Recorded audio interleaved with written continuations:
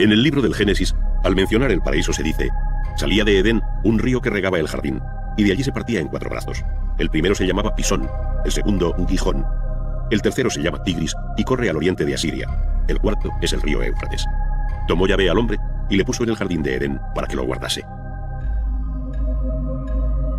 El Antiguo Testamento se refiere así a la tierra que los griegos llamaron Mesopotamia, esto es, la zona comprendida entre los ríos Tigris y Éufrates. Allí se asentarían pueblos y culturas rivales que, sin embargo, a partir de Sumer, alumbraron una de las civilizaciones más antiguas.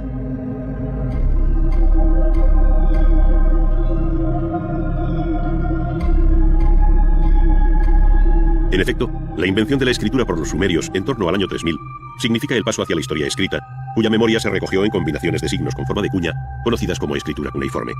Fueron los escribas y sacerdotes quienes fijaron nombres y escribieron aquellas crónicas que permiten descifrar hoy la historia de Sumer, tantas veces plasmada sobre los propios relieves y esculturas.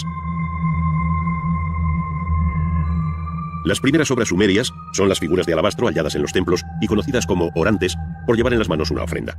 El esquematismo de sus ropas y anatomía contrasta con la expresividad del rostro, donde la abierta mirada se convierte en insondable enigma.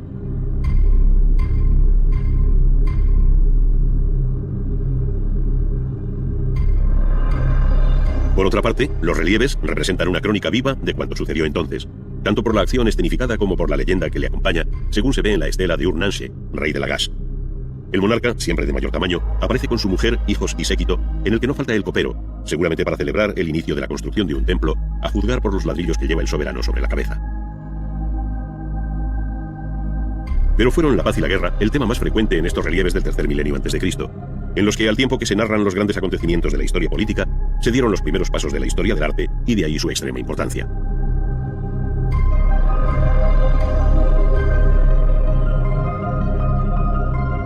Efectivamente, la guerra y la paz vuelven a representarse en el llamado estandarte de Ur, hecho a base de lapislázuli e incrustaciones de concha de nácar. En una de sus caras, con un claro sentido narrativo y en varios registros superpuestos que se leen de abajo a arriba, desfila el rico botín apresado al enemigo. Mientras, en la parte alta se celebra una fiesta en la que el rey y su corte comparten bebida, escuchando a una cantante y un artista.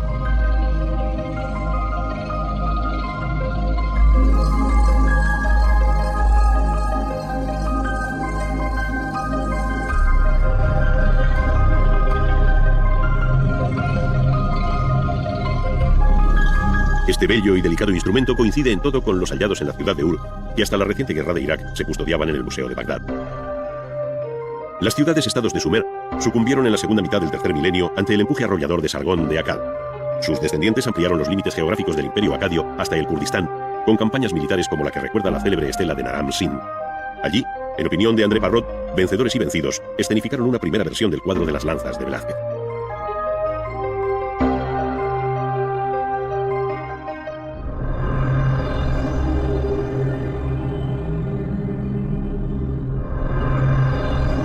Sin embargo, antes de terminar aquel milenio, se produjo una fuerte reacción neosumeria. Fue entonces cuando se construyeron los colosales zigurats, como el de Ur, con ladrillos secados al sol o cocidos, dando lugar a una imagen que viene identificándose como la bíblica Torre de Babel, cuyo esquema aterrazado se repetirá en la futura arquitectura religiosa de Mesopotamia. En este periodo acadio se multiplicaron las efigies de Gudea, señor o Patesi de la ciudad de Lagash. Son obras hechas en diorita, en las que la bella dureza del material pulimentado se identifica con el refinamiento de un poder fuerte y sin fisuras, como fue el de Gudea y su hijo Ur-Ningirsu. Sus imágenes debieron de tener igualmente un carácter votivo, estando dedicadas a distintas deidades, según relatan las inscripciones que les acompañan. Su fuerte complexión, la concepción cerrada y prieta de la escultura, así como la ausencia del menor movimiento, tienen algo de eterna plegaria ante un dios ausente. Por el contrario, esta relación con la divinidad se hace patente en el llamado Código de Hammurabi, rey de Babilonia, labrado en una piedra de extrema dureza, como es el basalto negro, y conservado hoy en el Museo del Louvre. Este código fijó en el siglo XVIII a.C. la primera colección legislativa de la historia del derecho, que se inicia con estas palabras: entonces, Anum y Enlil me designaron a mí, Hammurabi, príncipe piadoso, temeroso de mi Dios, para que proclamase en el país el orden justo. Dentro del arte mesopotámico, y de acuerdo con los continuos cambios políticos y militares que hacen de estas tierras una historia entretejida con el dolor y la guerra, destaca el capítulo correspondiente a Asiria. Su periodo más interesante terminó con la caída de Nínive en el 612 a.C., y en su haber se encuentra el palacio de Sargón II en Khorsabad, con sus entradas custodiadas por toros alados de rostro humano y muros revestidos de bajorrelieves en alabastro. En esta línea son igualmente inolvidables los relieves del palacio de Asurbanipal, en Nínive, cuyo hieratismo descriptivo, pleno de silenciosa tensión, contrasta con las movidas escenas de caza de los relieves del palacio de Nimrud, la antigua Kalu, que mandó construir Asurnasirpal II en el siglo IX a.C.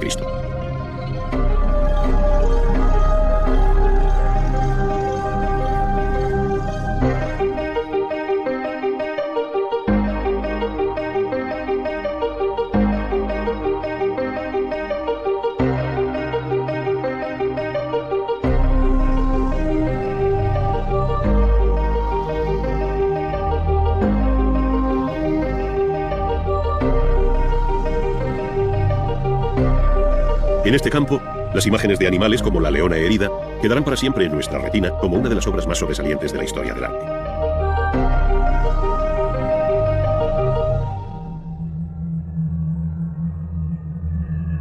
Aquella herida fatal parecía anunciar la sufrida por el propio imperio asirio ante la coalición de babilonios, escitas y medos que dieron lugar a una segunda edad de oro de Babilonia. Es entonces, en el siglo VI, cuando Nabopolassar y Nabucodonosor reconstruyeron la ciudad sobre el río Éufrates que atravesaba Babilonia como un canal interior. En sus fuertes murallas se abrieron 100 puertas, según escribe exageradamente Heródoto, destacando la más cercana al palacio dedicada a la diosa Ishtar, hoy reconstruida en Berlín.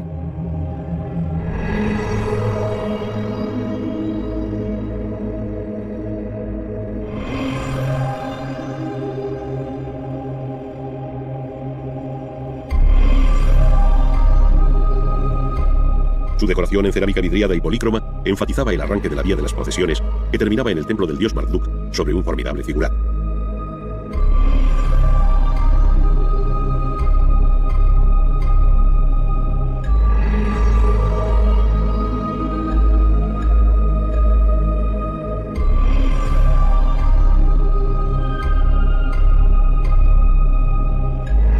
Pero lo que más llamó la atención de viajeros, soldados e historiadores fue el verdor de los árboles que asomaban por encima de las altas murallas de Babilonia, como un espejismo.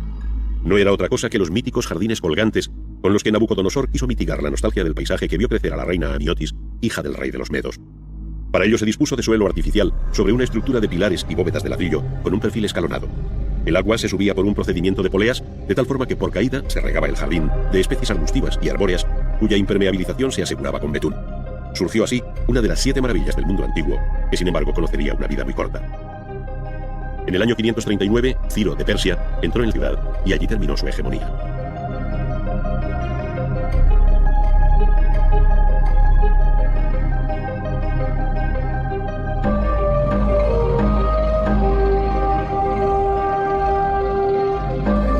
Comenzaba entonces el último episodio político y artístico de esta tierra, el arte persa, en el que confluyen muchos de los rasgos que caracterizaron hasta entonces el arte mesopotámico.